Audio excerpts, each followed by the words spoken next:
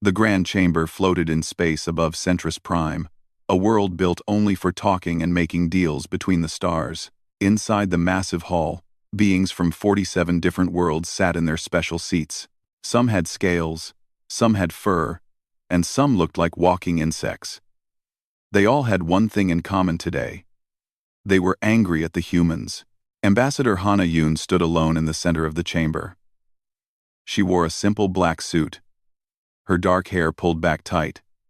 She looked small compared to the giant aliens around her. But her face showed no fear.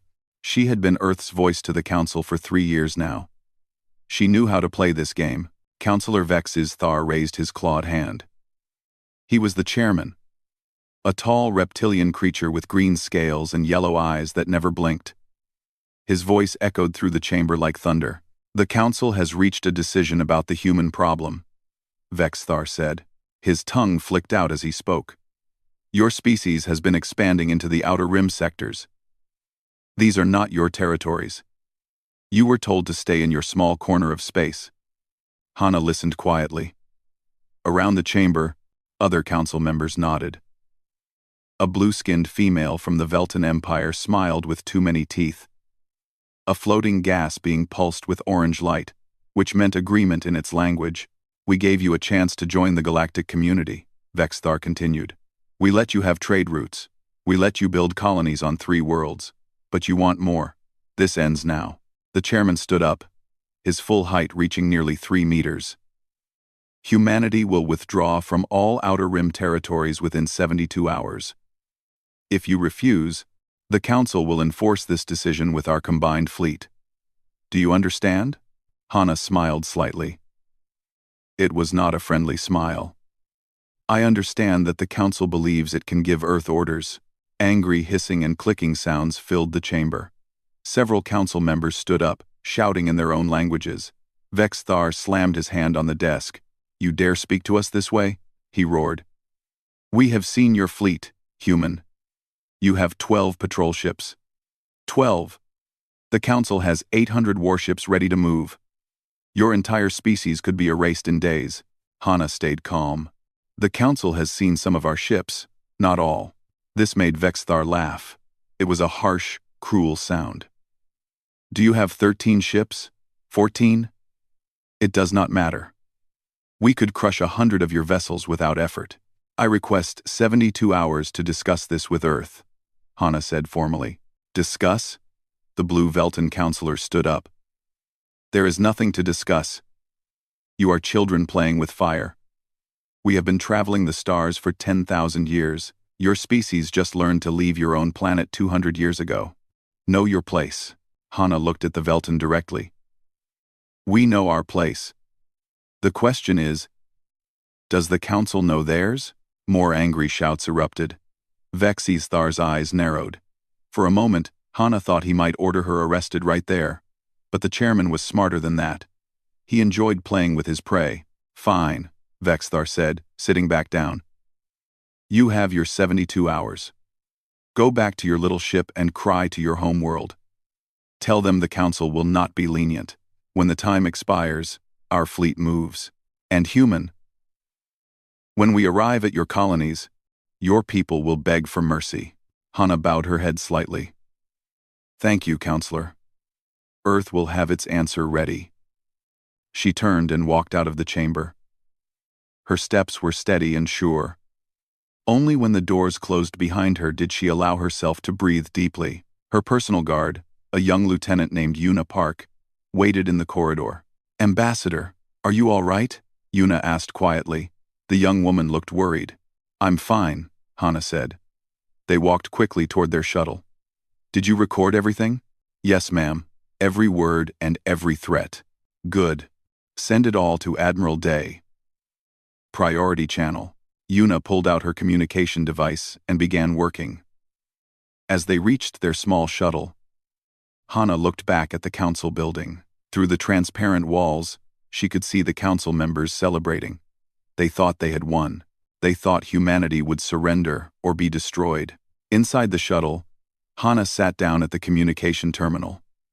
She typed in a special code that only 5 people on Earth knew. The message was simple.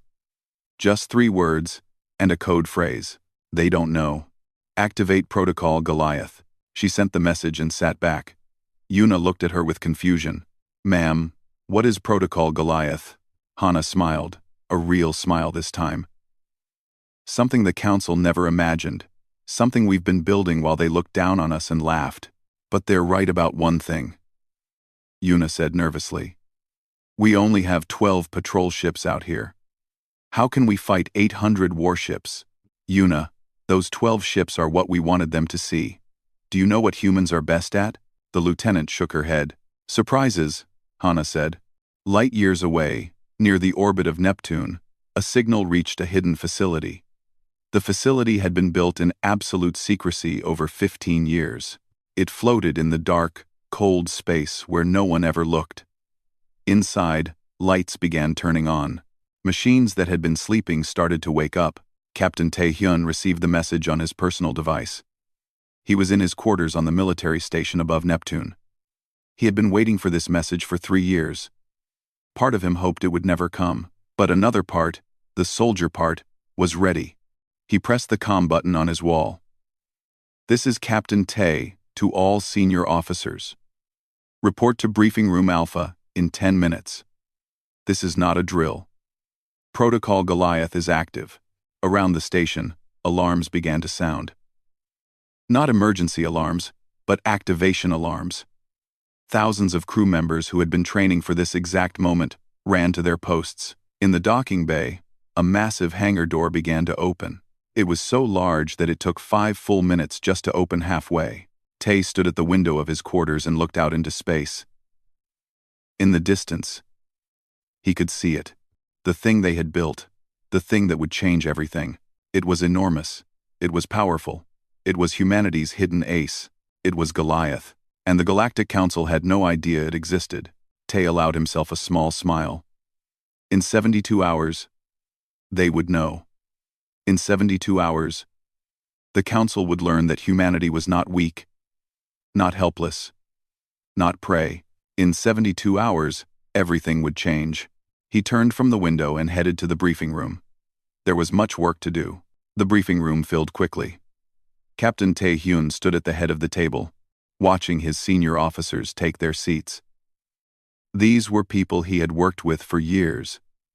People he trusted with his life and the lives of thousands. Engineer Jin Kang arrived first. He was a broad-shouldered man with graying hair and hands that always seemed to have oil on them. Jin had been with the Goliath project since the very beginning, back when it was just drawings and dreams. Captain, Jin said, nodding his head. His voice was deep and calm. I got your message. Are we really doing this? We are, Tae replied. Dr. Sora Lim came in next. She was thin and tall, with sharp eyes that missed nothing. As weapons director, she knew every gun, every missile, and every defense system on the ship. She had designed half of them herself. About time, Sora said, sitting down. I was getting tired of running simulations. I want to see what our weapons can really do. Commander Wu Han entered, followed by Mina Choi. Wu was the tactical officer, a former Special Forces soldier who moved like a cat. Mina was young for her position, only 28, but she was the best AI systems specialist Earth had ever produced. When everyone was seated, Tae activated the wall screen. It showed a recording of Ambassador Hana's meeting with the Council. They watched in silence as Vexthar made his threats. As the Council laughed at humanity. As they demanded surrender. When the recording ended, the room was quiet. They really think they can push us around, Wu said finally. His voice was hard. They've been pushing smaller species around for thousands of years, Tae said. They think we're just another weak race they can control. They're wrong, Jin said simply. Yes, Tae agreed. They are very wrong, but we need to make sure Goliath is ready. Jin, status report. The engineer pulled up charts and numbers on his tablet. All primary systems are green. The fusion cores have been in standby mode for 3 years. I can bring them to full power in 6 hours. The hull is solid. Life support can handle our full crew of 50,000. We're ready, Captain. Weapons?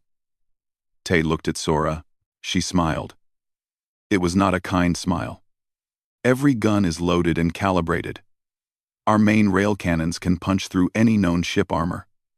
Our point defense grid can track 10,000 targets at once. And our new EMP pulse weapons. She paused. Let's just say the Council has never seen anything like them. Fighter wings? Tay asked Wu. All 10,000 fighters are fueled and armed. Pilots have been training in simulation for years. They're sharp, and they're angry. They've been watching the Council push us around just like everyone else.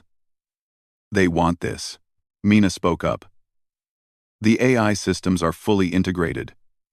Our targeting computers are 3 generations ahead of anything the Council has. Our navigation can calculate jumps faster than their best ships. And I've programmed some surprises into our electronic warfare suite. Tay nodded slowly. Crew status? 48,000 personnel are currently on the station, Jin said. The other 2,000 are on rotation, Earth side. We can recall them, but it will take time. We don't need them yet, Tay decided. We'll proceed with current crew. Begin wake-up protocols. I want all hands at their posts in 12 hours. Sir, Mina said carefully. Are we really going to fight the entire Council fleet? Tay looked at the young woman. I hope not. But we're going to show them that fighting us would be a mistake they can't afford to make. What if they don't back down? Wu asked. Then we show them what Goliath can do. The meeting continued for another hour.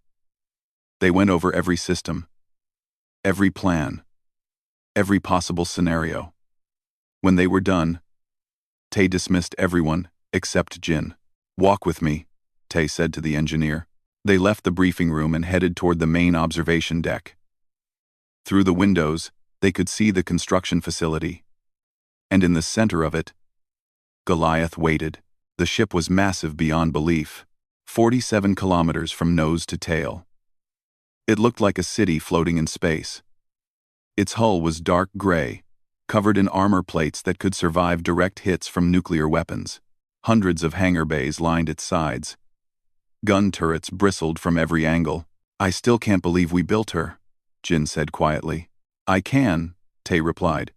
Humans have always been good at building things, especially when we're scared. Are we scared?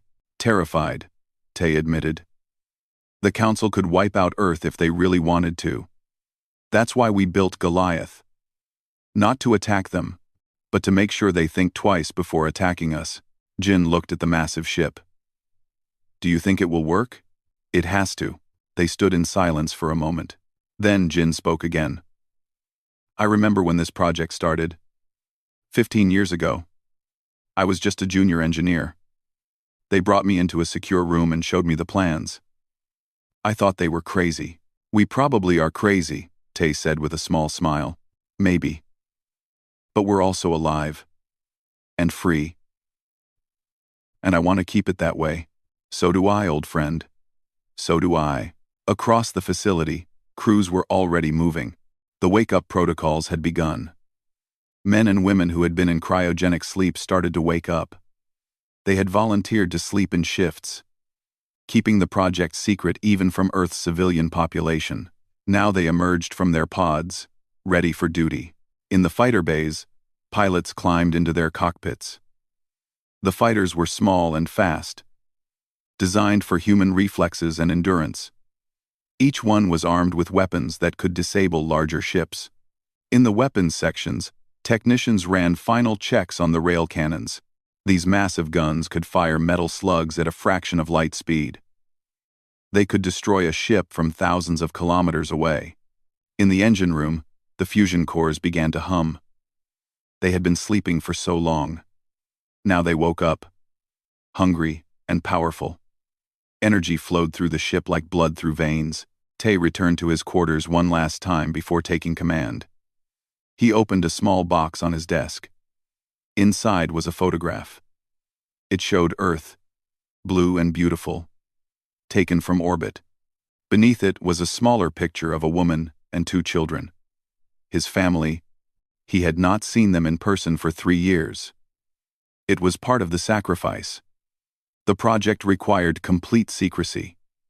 He could send messages, but he could not go home. Not until this was done. Soon. he promised the picture. Soon you'll be safe. Soon the council will know they can't threaten us. He closed the box and put on his captain's uniform. It was dark blue with gold trim. On the shoulder was the symbol of Earth Defense Force. On the other shoulder was a new symbol. A giant holding a shield, the symbol of Goliath. Tay took a deep breath and left his quarters. He walked through the corridors of the station one last time. Then he crossed the docking bridge to Goliath itself. The moment he stepped onto his ship, he felt it. The power. The strength. The purpose. This was not just a ship. It was a statement. It was a promise. It was humanity saying, never again, to anyone who thought they could push Earth around. He made his way to the command bridge. It was massive, with hundreds of stations and screens. The view screen showed space in every direction. His crew was already at their posts. "Captain on the bridge!" Someone called out. Everyone stood. Tay walked to the captain's chair in the center. He sat down and looked around at his crew. These brave people who had given years of their lives for this moment. "Status report," he said calmly. "All systems charging," Jin reported from the engineering station. "Fusion cores at 60% and climbing. Fighter wings ready for launch," Wu said. "Weapons hot," Sora reported with satisfaction. "All crew members at their posts," said another officer. Tay nodded. He pressed a button on his chair. His voice carried to every corner of the massive ship. "This is Captain Tae Hyun. In a few hours, we will leave this hidden place. We will travel to Centris Prime. We will show the Galactic Council that humanity is not weak, that we are not victims, that we earned our place among the stars. Today, we wake the giant. Today, we show them Goliath." Throughout the ship, 50,000 crew members cheered. 72 hours passed quickly. Ambassador Hana Yoon sat in her small diplomatic ship, watching the clock count down. Around her vessel, the Council's enforcement fleet had gathered. 800 warships from dozens of different species. They formed a metal wall in space, blocking out the stars. The ships were impressive. Some were long and sleek, built for speed. Others were massive and heavy, covered in thick armor. A few were living ships, grown instead of built, their organic hulls pulsing with strange light. Lieutenant Yuna Park stood beside Hana, looking at the sensor readings. "Ma'am, they're completely surrounding us. We can't get out even if we wanted to." "We don't want to get out," Hana said calmly. "We want them right here." Yuna looked at her superior with confusion. "I don't understand." "You will. Soon." On the Council's flagship, Fleet Marshal Kravax prepared for victory. He was an insectoid being, with 6 arms and compound eyes that could see in multiple spectrums. He had commanded fleets for 200 years. He had never lost a battle. "Time?" He clicked in his own language. 10 minutes until the deadline," his aide responded. Kravax felt satisfaction. The humans would surrender. They always did. Small species always bent before superior force. It was the way of the galaxy. The strong ruled, and the weak obeyed. "Open a channel to the human ship," he ordered. On Hana's vessel, the communication screen activated. Kravax's alien face appeared, his mandibles clicking. "Human ambassador, your time has expired. Where is your answer?" Hana stood up and faced the screen. "Earth's answer is no. We will not withdraw from our territories. They are ours by right of settlement and law." Kravax's compound eyes flickered with surprise. "You refuse? Even knowing what we will do?" "We know exactly what you plan to do," Hana said. "The question is, do you know what we will do?" "You will die," Kravax said flatly. "Your small ship will be destroyed. Then we will move to your colonies. Then to Earth itself. Unless you surrender now." "We don't surrender," Hana said. In the council chamber on Centris Prime below, the members watched the exchange on their screens. Vexthar leaned forward in his seat. "The humans are fools," he hissed. "Brave fools, perhaps, but fools nonetheless," the Blue Velton counselor agreed. "They have no fleet, no weapons, only pride. Pride will not save them." Hana smiled on the screen. It was the same smile she had shown in the council chamber days before. "Counselors, you said you had seen our fleet. You were right. You saw 12 patrol ships. But that's not our fleet. That's just what we let you see." "As well," Vexithar laughed. "More ships will not help you. We have 800 warships here. Even if you had 50 ships, 100 ships, the result would be the same." "You're right again," Hana said. "Numbers aren't everything. Quality matters too. And counselors, I believe you wanted to see our real fleet?" She raised her hand and snapped her fingers. Space itself seemed to tear open above Centris Prime. A massive hyperspace window formed, larger than anything the Council had ever seen. Energy crackled around its edges. Alarms blared on every Council ship, and then Goliath emerged. The supercarrier came through the hyperspace window slowly, like a whale rising from the depths of an ocean. It was so large that it took almost a full minute to completely exit hyperspace. 47 kilometers of dark metal. Gun turrets that numbered in the thousands. Hangar bays that could hold entire fleets. Armor plating thick enough to survive planet-killer weapons. On the Council flagship, every alarm was screaming. Sensors were going crazy, trying to calculate the mass and power of what they were seeing. "Impossible," Kravax whispered. His 6 arms trembled. "What is that thing?" "That," Hana said calmly, "is the UHSV Goliath, our supercarrier, one of our ships. Would you like to see the rest?" She was bluffing. Goliath was the only one. But the Council didn't know that. In the Council chamber, silence had fallen. Vexthar stood up slowly, his yellow eyes wide. The other counselors stared at their screens in shock. "How?" the Velton counselor whispered. "How did they build something like that without us knowing?" On Goliath's command bridge, Captain Tae-hyun sat in his chair and watched the Council fleet on his screens. They looked so small now, like toys. "Open a channel to all Council ships," he ordered. "Let them see me." Lieutenant Yuna, who had transferred to Goliath for this moment, activated the communication system. Tae's face appeared on every screen in the Council fleet, and in the Council chamber itself. "I am Captain Tae-hyun, of the United Human Space Vessel Goliath," he said. His voice was calm but firm. "On behalf of Earth and all human colonies, I am here to deliver a message." He paused, letting them see him clearly. "A human. Not a monster. Not a machine. Just a man." The Council issued an ultimatum. "You told us to withdraw or be destroyed. You believed we were weak, helpless, easy prey. You were wrong." On his bridge, the crew worked silently. Every station was perfect, every system ready. "Humanity declines your ultimatum," Tae continued. "Our colonies in the Outer Rim are legal settlements. We have broken no laws. We have threatened no one.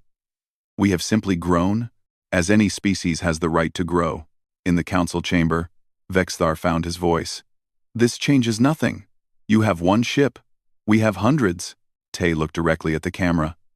"You have 800 ships. We have 1. But Councillor Vexthar, do you know what this 1 ship can do?" He nodded to Sora. The weapons director smiled and activated a single system. Just one. A demonstration. Goliath's point defense grid lit up. Thousands of targeting lasers painted the Council fleet. Every ship was locked. Every weak point identified. The targeting data was sent to every Council vessel so they could see it on their own screens. The message was clear. "We can hit you all. At the same time. Whenever we want." "That's just targeting," Tae said. "Would you like to see our weapons?" Kravax was no fool. He had been a soldier for 200 years. He knew when he was outmatched. "Hold fire," he ordered his fleet. All ships hold fire. The Council ships froze, uncertain. Their commanders waited for orders. In the Council chamber, panic was spreading. Members were shouting at each other in dozens of languages. They had planned a quick, easy victory. Instead, they faced something they didn't understand. "How did they hide this?" one counselor screamed. "Where did they get the technology?" another demanded. Vexthar slowly sat back down. His mind was racing. The humans had tricked them, played them for fools, let the council believe they were weak, while they built a monster in secret. Hana's voice came through the communication system again. Counselors, shall we discuss a new arrangement? One, based on mutual respect, rather than threats? Tay added, we don't want war. We never did. We built Goliath to defend ourselves, not to attack others. But make no mistake, if you attack our colonies or Earth, we will defend ourselves. And now you know we can. The shadow of Goliath fell across Centris Prime. On the planet below, billions of beings looked up and saw the massive ship blocking out the sun. They saw humanity's answer to the Council's threats. Commander Narisong sat in her fighter, ready to launch if needed. Around her, 999 other pilots waited. They had trained for years for this moment. They hoped it wouldn't come to actual fighting. In Goliath's engine room, Jin Kang watched his fusion cores burning at full power. The energy output was incredible. They could maintain this for days if needed. Mina Choi monitored the AI systems. Everything was working perfectly. Better than perfectly. The ship was ready for anything. Wuhan stood in the tactical center, watching the Council fleet. He counted their ships, measured their positions, calculated attack patterns. If shooting started, he would be ready. But on the bridge, Tay waited. He had shown the Council Goliath. He had demonstrated its power. Now he waited to see if they were smart enough to back down. Seconds passed like hours.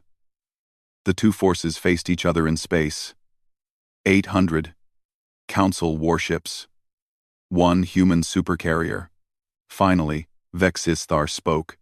His voice was different now, less arrogant, more careful. Captain Tay, Ambassador Hana, the Council.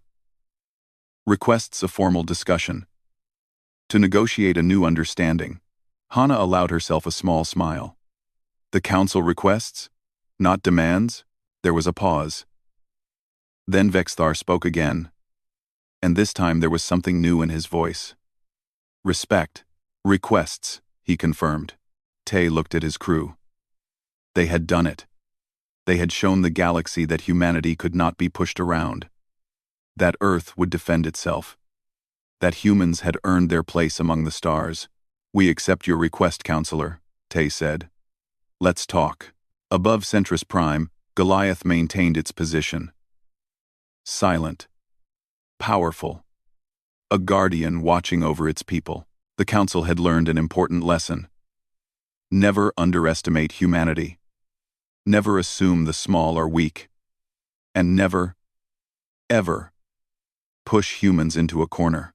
Because when humans feel threatened, they don't just fight back.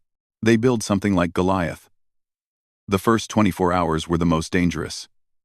Two massive forces faced each other in space. Neither willing to back down. Both waiting to see what would happen next. On Goliath's bridge, Captain Tae-hyun barely slept. He stayed in his chair, watching the Council fleet on his screens. Any small mistake could start a war. They're not moving, Lieutenant Yuna reported. All 800 ships are holding position. Good, Tae said. Let's keep it that way. On Earth, Admiral Dae-sung watched everything from the defense headquarters. He was an old man now, gray-haired and tired. But his eyes were sharp as he studied the tactical displays. Captain Tae is doing well, he said to his staff. But we need to be ready. If shooting starts, we send everything we have. Sir, everything we have is 12 patrol ships and Goliath, one officer reminded him. Then we send 12 patrol ships and Goliath, Day said firmly. And we make every shot count. In the council chamber, the members were arguing. They had been arguing for hours. Some wanted to attack immediately. Others wanted to negotiate. A few wanted to simply leave and pretend this never happened. Vex Thar sat in his chair, listening to the chaos. Finally, he stood up and slammed his clawed hand on the desk. The sound echoed through the chamber. Silence, he roared. The other counselors stopped talking. They looked at their chairman. We are acting like frightened children, Vexthar said. Yes. The humans surprised us.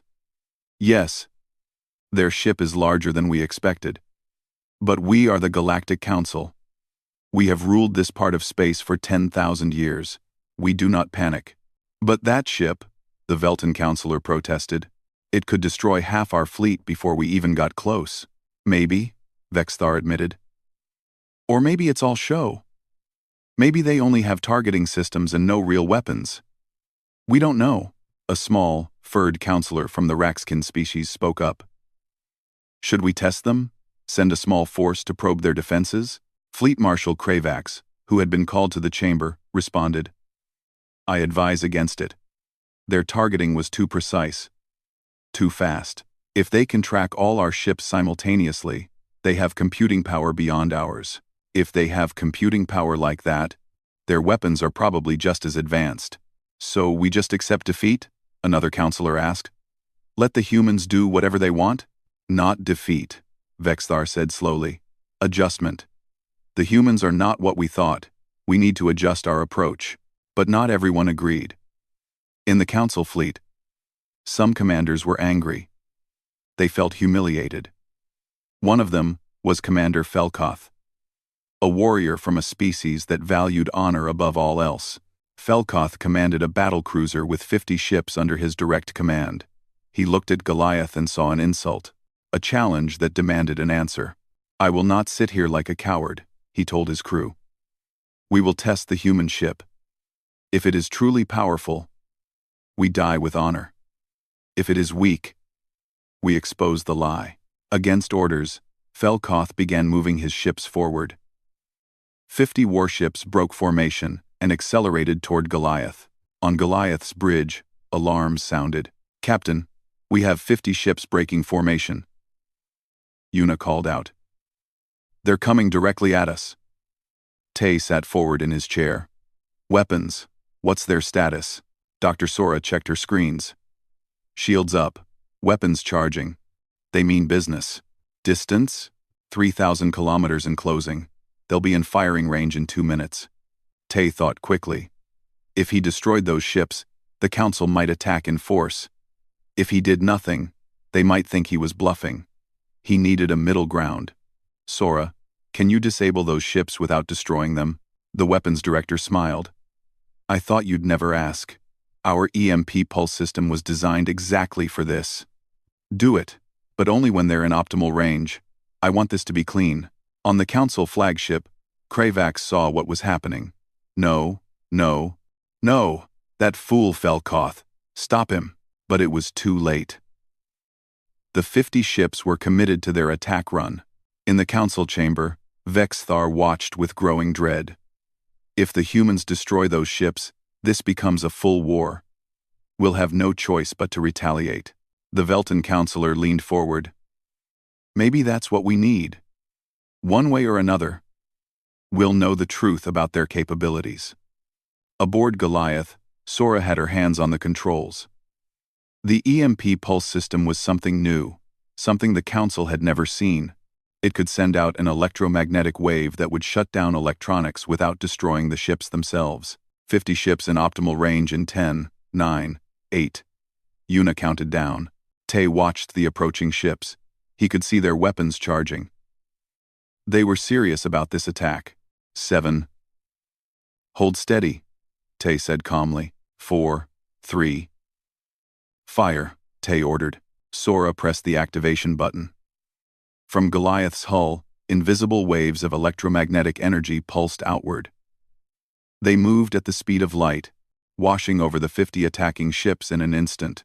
On Felkoth's bridge, every screen went dark. Every system failed. The lights went out. The engines stopped. Even the life support systems switched to emergency backup. What happened? Felkoth shouted in the darkness. What did they do? What? All 50 ships drifted in space, completely dead. They weren't destroyed.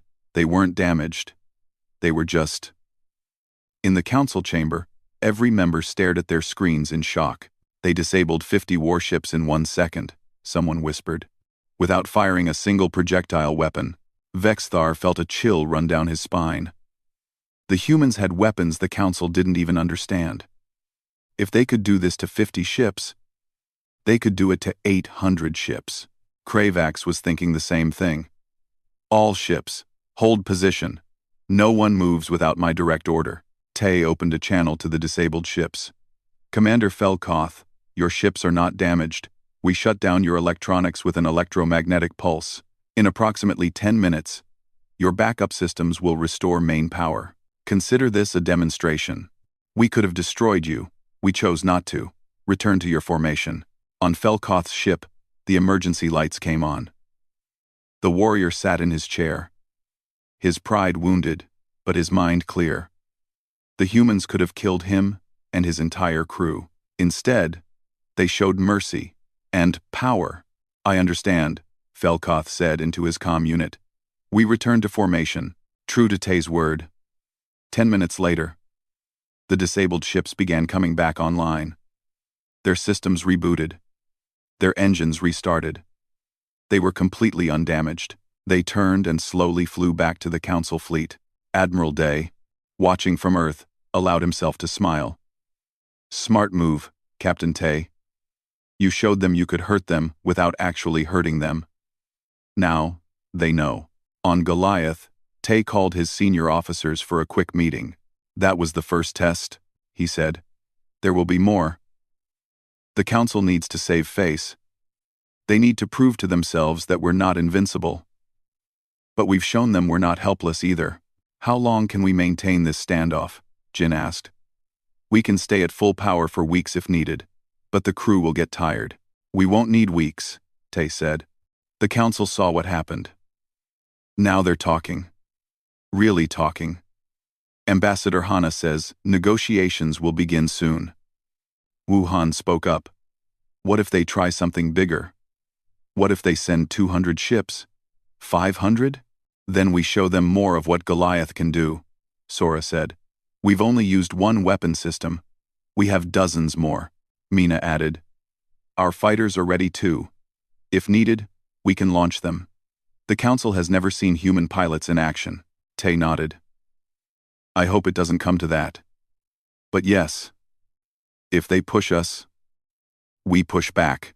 Over the next 48 hours, tension remained high but stable. The Council fleet didn't move. Goliath didn't move. The two forces watched each other, like two fighters circling in a ring. During this time, interesting things began happening. Some Council ships started scanning Goliath more carefully. They were trying to learn about it, to understand it. Mina detected the scans and reported them to Tay. Let them scan, Tay said. Let them see what we want them to see. Mina smiled and adjusted the ship's systems. The scans would show Goliath's size and power, but not its secrets. Not the details that made it truly special. On some Council ships, the younger officers were impressed. They had never seen a ship like Goliath. They began to respect the humans, not as primitives, but as equals. Maybe even superiors in some ways. In the Council chamber, Vexthar finally called for a formal vote. We have 3 choices, he told the members. 1. We attack and risk massive losses. 2. We withdraw and look weak. 3. We negotiate a new arrangement with the humans. Negotiate what? The Velton counselor asked. They've made fools of us. No, Vexthar said. We made fools of ourselves. We assumed they were weak. We were wrong. Now we face reality and adapt. That's what intelligent species do. End quote.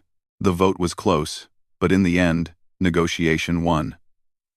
The Council would talk with the humans as equals, not as masters speaking to servants. When Tay heard the news, he felt relief wash over him. Stand down from combat alert, he ordered. Maintain ready status, but weapons to stand by. Throughout Goliath, the crew relaxed slightly. They had won this round. The Council blinked first. Tay opened a private channel to Hana. Ambassador, they're ready to talk seriously now. I know, Hana replied. Vexthar just contacted me. They want to negotiate a formal treaty. Equal membership in the Council. Recognition of our territories. Everything we wanted. Do you trust them? No, Hana said honestly. But I trust Goliath. As long as we have this ship, they'll think twice before threatening us again. Tay looked out at the council fleet. 800 ships that could have attacked. Chose not to. Because Goliath changed the equation. We did it, he said quietly. We did, Hana agreed. Humanity earned its place today. Not by asking permission. By showing we deserve it. The negotiations took place aboard Goliath itself. This was Tay's condition. If the council wanted to talk, they would come to his ship. It was a small power play, but an important one. Ambassador Hana Yoon stood in Goliath's main conference room, preparing for the meeting. The room was large and simple, with a long table and comfortable chairs. Nothing fancy, nothing to distract from the business at hand. Captain Tay entered, wearing his formal uniform. Are we ready? As ready as we'll ever be, Hana replied. The council delegation will arrive in 1 hour. Vexthar is coming personally. So is Krivax. Good, let them see what we built. Lieutenant Yuna was coordinating security. Captain, we have their shuttle on approach. They requested permission to bring 20 guards. Quote, granted, Tay said. But our guards match theirs. This is our ship. Our rules. The council shuttle docked in one of Goliath's smaller hangar bays. As Vexthar and his delegation stepped out, they stopped and stared. The hangar was enormous. It could hold hundreds of ships, and lining the walls were human fighters, row after row of them, their weapons gleaming under the lights. This is just one hangar, Krivax observed quietly. How many does this ship have? 247, Commander Wuhan said. He was leading the escort team. Would you like a tour? Vexthar shook his head. Perhaps later. For now, let us talk. They walked through Goliath's corridors. The council members looked around with barely hidden amazement. The ship was clean and organized. The crew members they passed were professional and alert. Everything spoke of discipline and purpose. In the conference room, Hana waited with Admiral Dae Sung. The old admiral had traveled from Earth for this meeting. He wanted to look the council in the eye. When the delegations sat down across from each other, there was a long moment of silence. Vexthar studied the humans. Hana studied the aliens. Finally, the reptilian counselor spoke. You tricked us, he said simply. No, Hana replied. We prepared ourselves. You assumed we were weak. That was your mistake. Not our trick. Why did you hide this ship? The Velton counselor asked. Admiral Day answered. Because if we had shown Goliath before we needed it, you would have found a way to stop us from finishing it. Or you would have attacked while we were still building. We waited until the ship was ready. Until we could defend ourselves. Defend yourselves from what? Vexthar asked. We never threatened Earth. Tay leaned forward. Counselor, we studied your history. We know what happens to species that join the council with no military power. They become vassals. Servants. They lose their freedom in everything but name. That's not true, Vexthar protested, but his voice lacked conviction. Isn't it? Hana pulled out a data pad. The Raxkin species joined the council 80 years ago. They had no military fleet.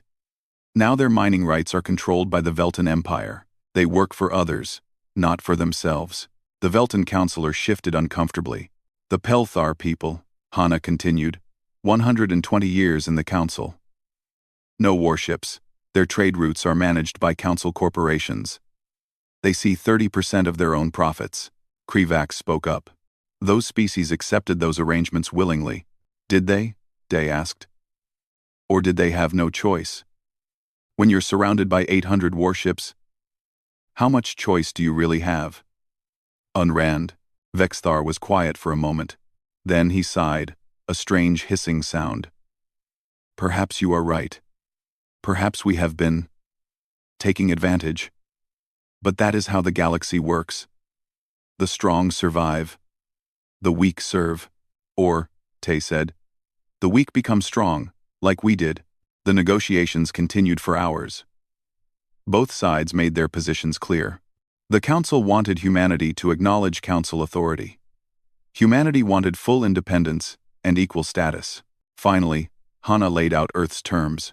We want full Council membership, not as a junior member, as an equal. We want our territorial claims in the Outer Rim recognized.